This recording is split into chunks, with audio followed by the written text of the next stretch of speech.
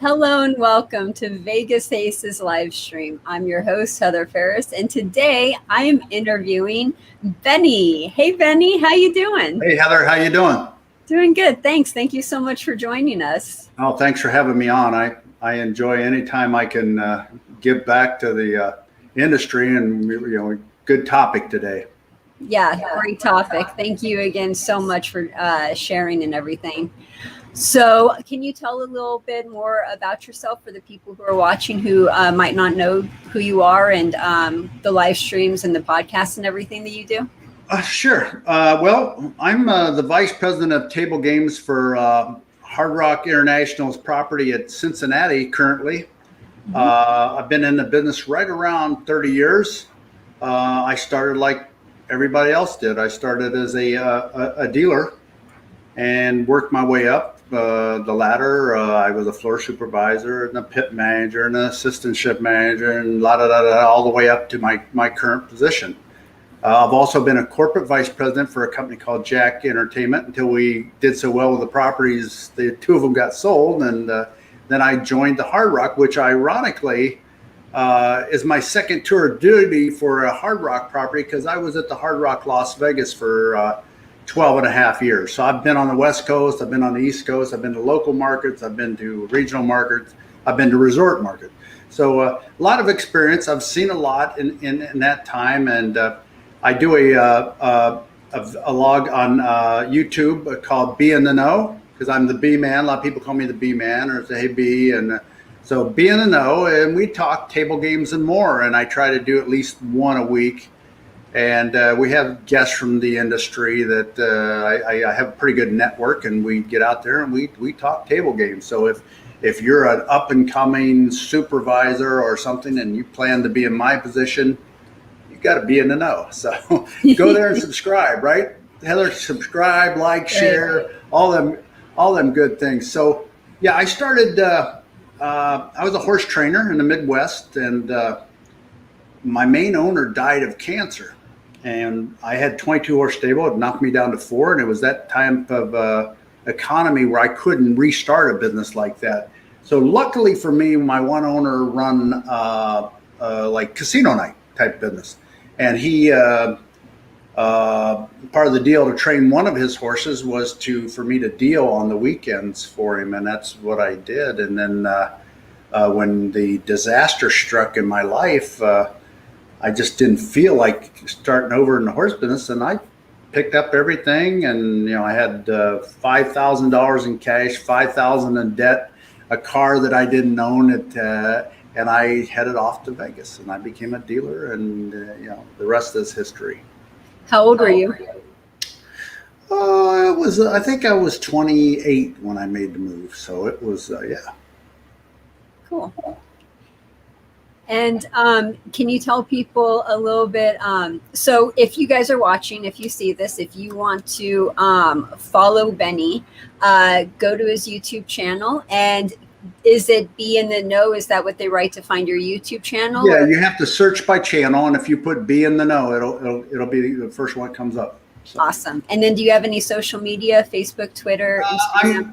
I'm on Twitter as the Table Games Guy. I'm also on LinkedIn. I don't have a Facebook site except my personal site, which I rarely go on.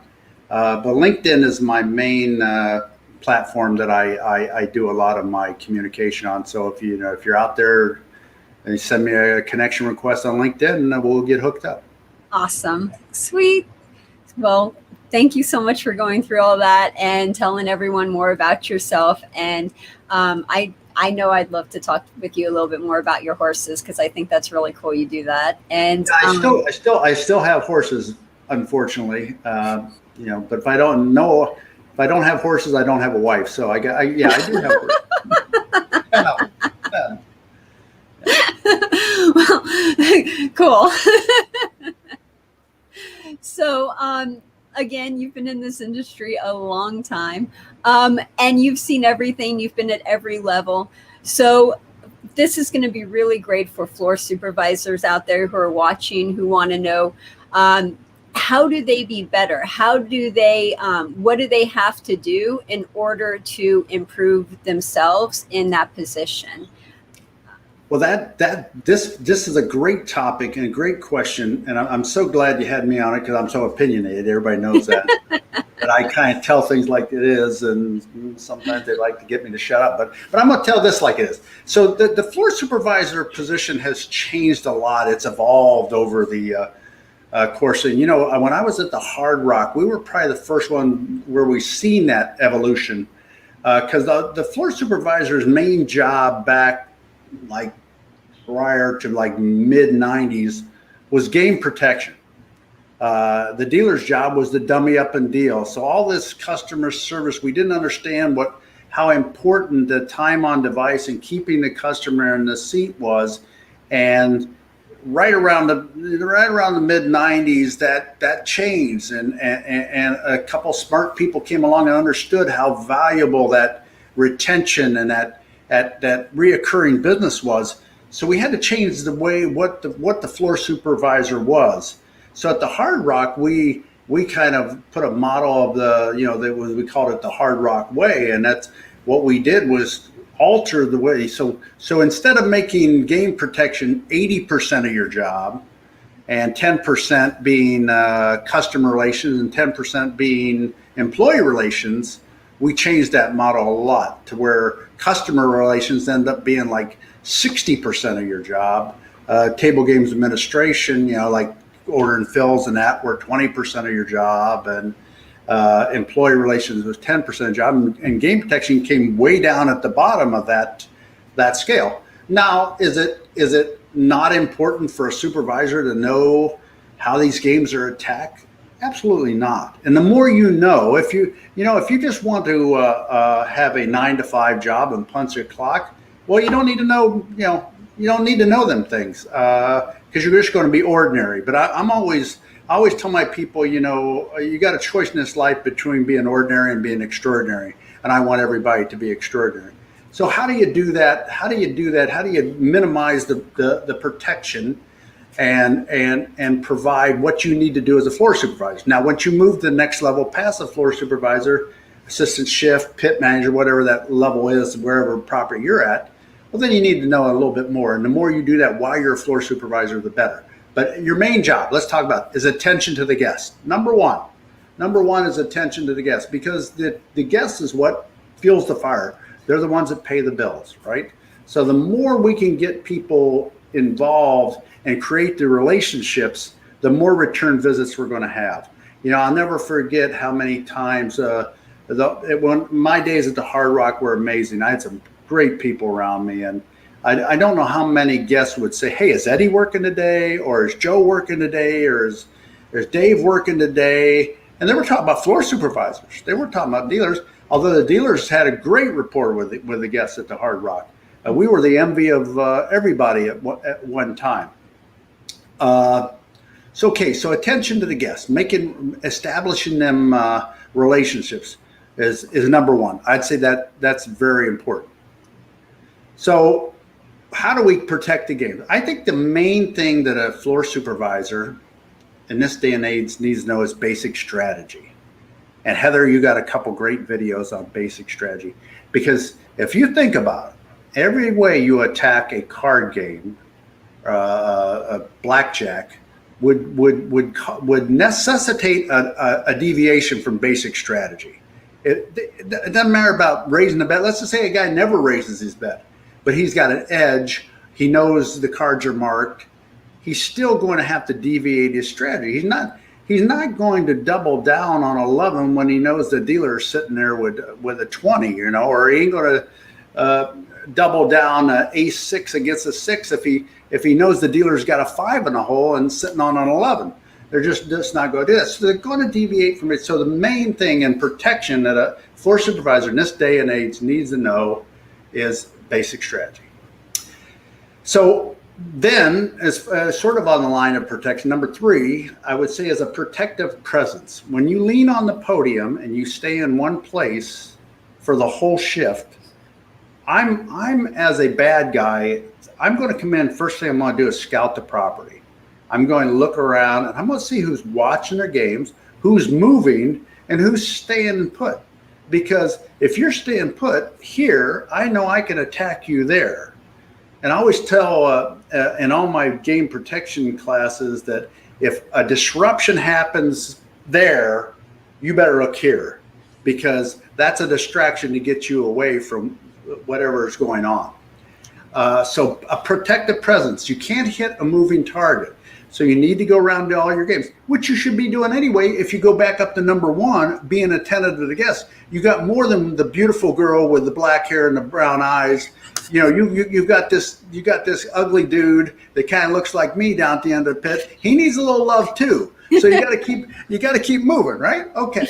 So I've seen those floor supervisors where they stick around the one table because it's the gorgeous women, and then they ignore the rest of the pit. I've seen supervisors do that. Hey, you know what? When I was 28, I might have been guilty of that. No, yeah. I can tell you stories about that, but let's forget that for a day. But you know, okay, all right. Now, number 4 in my book of the 5 things that a supervisor needs, they need to know where the money is, right? If you don't know if you don't keep constant vigil of your rack, you know, and the bankroll.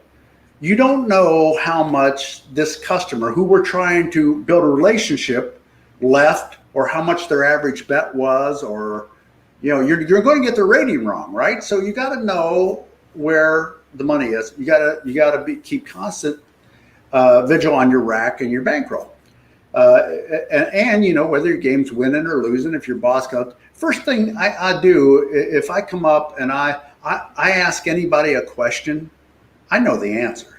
If my boss comes up to me and says, "Hey, what are we doing right now?" I presume he knows what we're doing right now. He just wants to know if I know. And that's exactly what your boss is going to do. He's going to come up and ask you a question. And when you don't know where your rack stands, where you don't know where a player's winning or losing, well, that's not going to lead you to a stellar career. Let's just put it that way. You got to know where the money was. And it's very important for the guest rating. We've got to get the guests right. The main complaint you get in a lot of places that, you know, I didn't get rated right. I didn't get rated right. I didn't get rated. Well, they can never say that about you if you know where the money is. And my final of the 5 things that makes a good player is be a good coach and a good mentor. Well, how are you a good coach and a good mentor to the employees? Well, you've got to know the rules of the game. If you don't know the rule, I don't know how many people will walk into a carnival section. Yeah, I got this. And then there's the biggest debacle in history over there because they don't know the rules to a simple game like 3-card poker. You know, I mean, they just don't know. They don't know that there's really, you're supposed to pay an ante bonus no matter what. Okay. Well, you can't do that. You can't do that. So it's all there. That goes back up to number 1, attention to game, being attentive to guests. You can't have a good guest experience when there's mistakes and disruptions to that moment. You know, they're all looking for that moment, and they come to the casinos for an escape. So you got to know your rules. And when you find a dealer that doesn't know the rules or don't know how to deal game to procedure, you've got to take that step and mentor them. Because if you don't mentor them, they're not going to get any better. And so you're going to go in there every day and you're going to go to your ship boss and you're going to say, "Oh man, you putting Greg in my section again. You really doing that? You putting Greg in my section? I can't stand watching him no more." What did you do about it? What difference did you make in Greg to make him better? And that's about it. I think that's the simplest. If you just want 5, I mean, I could go into 25, but 5, that's the 5. That's going to make you a great supervisor if you can adhere to them 5 tips. Yeah. And I hope you don't mind if I just add a little bit to that, to the number 5 one, with the mentorship. Isn't that also it's the floorman's job responsibilities to make sure that all dealers follow all policies and procedures at all time. And the reason why is for game security. If the cameras see everyone doing everything the same at all times, then if anything is off or if anyone does anything differently, the cameras will be able to see that right away and be able to spot that right away. And isn't that the floor supervisor's job as part of the mentoring step? Oh, you're absolutely right. Yeah, the consistency is what I think Michael Joseph said it best one time. Where's the tip off to the rip off, right? I can look at a shoulder movement by a dealer and know he's doing a move he shouldn't be doing. And the same thing with the cards. The cards need to be pip to pip, da da da da da, and we could go on and on and on about what should be done. But it's the floor supervisors to enforce that procedure. So is anybody in this, when we're watching 8 games, are we asking you to catch every mistake and do no? But when you obviously walk by and see a dealer violating procedure, you got to say something. And you bring up a really good point too. Back in the old days when I was dealing, our floor supervisors would watch 4 games and no more than that. And now it's crazy where they're watching 6, 8, 10 games. And it's just, how do you do your job when you're pulled in so many different directions? Yeah, well, your main job, like I said, is be attentive to the guests. So, we're going to have to lean on surveillance a little bit more than we did. But if you're not stationary, if you're not you can't hit a moving target, that presence is going to keep most of the people who are going to try to cheat or take advantage away from your section. They can go over to George's section over there. He's standing there. He's talking to the cocktail waitress for 15, 20 minutes. They don't need to go there. But are you going to be able to catch every mistake? Are you going to be able to catch every person moving their bet? No, but when you're in the area and you notice somebody who just hit a 16 against a 6, my God, you should get the idea something's wrong there. Nobody hits a 16 against a 6. So, don't be a stationary and do your best you can. Like I said, the 8, the 10. So my max is 6.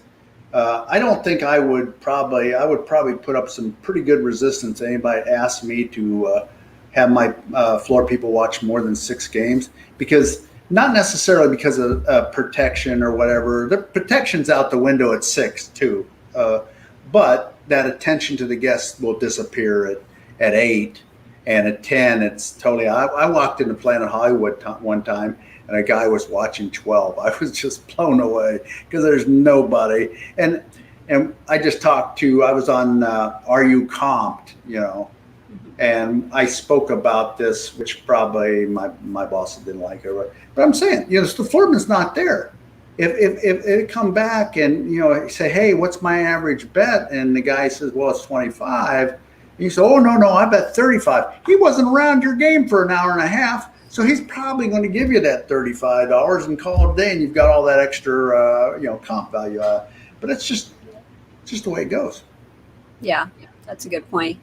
So when you're talking about attentiveness, and we're talking about giving attention to the guests, could you give a couple examples of how the floor supervisor could do that? And I'm going to give one example, but this is seriously old school. My floor supervisor, he had a little black book that he kept all of the players' names in, what they liked, what they didn't like. If he knew someone that would come up and was playing every day, he would make sure he had that, their comp cigarettes ready for them and everything. And it was just small little things like that made the players come back day after day after day. Do you have any examples that people can use? Well, you give a perfect example there, and now we're talking relationships, right? So something has been established, and you'll get in a conversation. A guy says, "Yeah, my kid just turned 16. I just bought him a car, and I'm kind of nervous about it, and this and that." So next time that guest comes in, you say, "Hey, Gary," use their first name, right? "Hey, Gary, how'd it go with your kids? You weren't you buying them a car or something like that?" And the guy he'll be like shocked. Oh my God, this guy was really listening to me. He's my friend, right? And then he'll come back and say, "Oh yeah, it turned out all right. The kid really did well his first time driving the car." And now you've sealed a bond that's going to last forever. It's just going to go on and on and on and on. And that's the way. So now let's just say you don't know somebody. Well, the best way to do it is to you get their rating card, and you got their name right there. So you You immediately say, "Hey, Bill, how you doing? Thanks for playing at the Hard Rock." Da, da, da, da, da, da. And you know, I usually use this when I was a casino manager to diffuse a situation. However, it can be used in conjunction with relationship building with a floor supervisor. I'll never forget one time that I was, anytime I was called to the cashier cage at the Hard Rock, it wasn't a good thing. What that meant, there was a guest complaint there, and the casino shift manager, they handled every complaint. You know, it didn't matter if it was from cocktails or whatever. They handled them all. So when I got there, I would know it would be a bad situation. So my trick was, as I'm approaching the cage, you know, at the Hard Rock Las Vegas, our name tags didn't say shift manager. It just said Benny. And so the guy don't know who I am while I'm walking up to him. And I seen this guy, and man, his face was red as fire, and I could tell he was mad. And I'm like, ooh, boy, this is going to be a tough one. And he turned around and he had a Texas Longhorn shirt on. And I seen him, and before he could even say a word, I said, "Hey, man, how about those horns?" Man, I said, they're really kicking it. I didn't have no clue whether the Longhorns were having a good year or not. But I just faked it till I made it. And this guy, it was an immediate bromance. I mean, we're button chests. We're doing all this, and we start talking for about a minute and a half. And I said, "Hey, my name's Bennie Mancino. I'm the casino shift manager. I heard you got a problem." And he looked at me with like the dumbest, you know, dead face stare. And he says, "Hey, man, it wasn't no big deal." He says, "Forget about it," you know. And I, to this day, I don't know what his problem was. He was so taken away. So I'd taken him from his worst moment he could possibly be in, the anger, rage, or whatever, to his special place, which was the Longhorns. So there again, why I referred to that story, because I love that story. But anyway, if you got a player comes on and they got a Hard Rock hat, hey man, you go to a lot of the Hard Rocks or whatever. If they got an Indians hat, hey, how about the Tribe? How's the Tribe doing tonight? Or something like it. There's always something on somebody's butt. God, I love that earring. Or you know, and that's what you get. You know, if the guy's really a plain Jane, you might have a little trouble. But you know, there's always something there to get yourself, break that ice. And that's one thing when we talked about the Hard Rock way back. One of our key tips was ice breaking, and that's a way to get them relationships started. That's a good way to do it. I like that. That's really awesome. Cool. So that sounds fantastic. We went through all 5 tips and everything, and I think we're going to need to have you back to go over the next 20 tips. I hope you don't mind. Yeah, we can just have book 1, book 2, book 3, right? The book of exactly. Is there anything else that you want to tell floor supervisors before you go? And then we'll do another round of your Twitter, Facebook, YouTube channel, all that fun stuff. Yeah, well, you know what?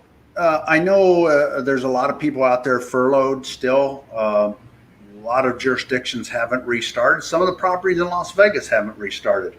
Just know there's jobs out there. I did a little piece. If you go to Be in the Know, you're going to see about, you know, what if Las Vegas closes? I don't think Las Vegas is closing. But, you know, what if you got to make that decision to leave and go on? There's a lot of floor supervisor positions that pay very, very good money outside, but sometimes it's just hard to go, you know. But you know, each person's situation is different, where they're at with their family or what they got going on. But something to consider. And I try to unpack some of the mysteries of going to another jurisdiction and what how to make that decision. Because what's the name of this video? So people will go to your YouTube channel and then they'll look at what video? I think it was named, What If Vegas Closes? Okay. I think it was. What next? And that's what it was. So it's kind of some tips and, where to go next if you decide to make that move. So it'd be interesting, definitely to a floor supervisor who's sitting on the sidelines right now. Yeah. I same thing. I know several dealers and floor supervisors who are looking for a job, and Las Vegas isn't hiring at the moment because they laid off 100% of their workers. And when they hired back, they only hired back 50%. So they're still trying to hire back the other 50%. Is Hard Rock hiring right now? We're really good at Cincinnati.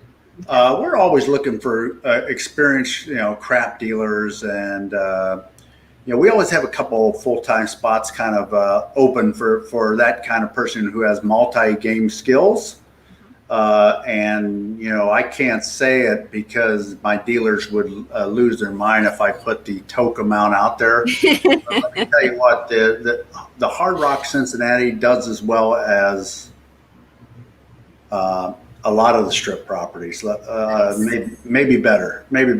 And we do a lot of things to promote the toke rate there. And if as long as you want to be good to the guest and you got multi-game skills, reach out to me. We'll see what we can do and get you in there. But there is same thing as the hard. There's a lot of good paying jobs outside the Midwest, and you just got to watch about cost of living, right? So people get caught up with hearing about big numbers and toke money, but they don't realize that the cost of living's double. So just to give you an example, I said in the if Las Vegas closes, I had a kid was going to come from Maryland Live, and I offered him $4,000 less, and he's like, "Whoa, I can't take that." And I said, "Man, I'm actually giving you a raise because the comparison between Cincinnati and DC is quite dramatic. It's so $29,000 in Cincinnati equates to 50 in DC. So know where you're going. Check it out. There's a lot of resources now. It ain't like when I just decided to fill up the gas tank and go to Vegas. There's a lot of resources out there to help you make that decision of whether to stay or go. Yeah. Okay. And then I have a question real quick from an audience member. Dan says, do you teach new supervisors if they don't know specific games like Baccarat?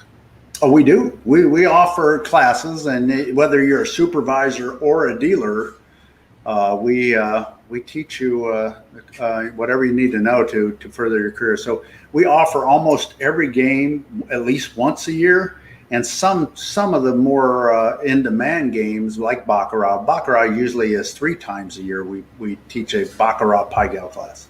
Nice.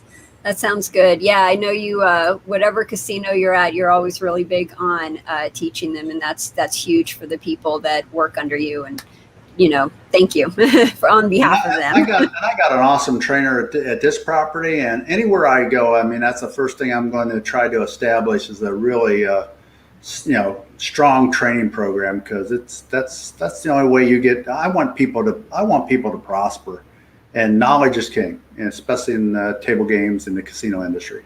Yep.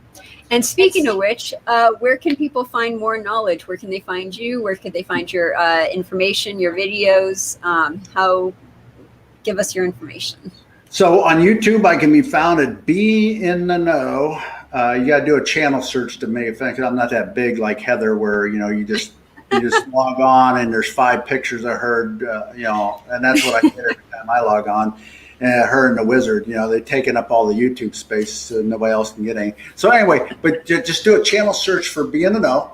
If you go to LinkedIn and you put in my name, I'm going to blow up. You put in a Google search, you're probably going to see a lot my name pop up several places. I'm on Twitter. I'm not very active on Twitter, but I think my LinkedIn is linked to the Twitter page. So anytime I do anything terrific on LinkedIn, it'll also share it on Twitter. No Facebook, no Instagram, but yeah, that's how you get a hold of me. Awesome. So if you guys can, go check Bennie out, go subscribe to his YouTube channel, follow him on Twitter and Facebook. And Bennie, I'm really looking forward to all the content you're going to put out there in the future. So thank you again. Heather. Oh, thank you. I really appreciate you being on, and thank you for joining us. All right. Take care. You too. See you guys.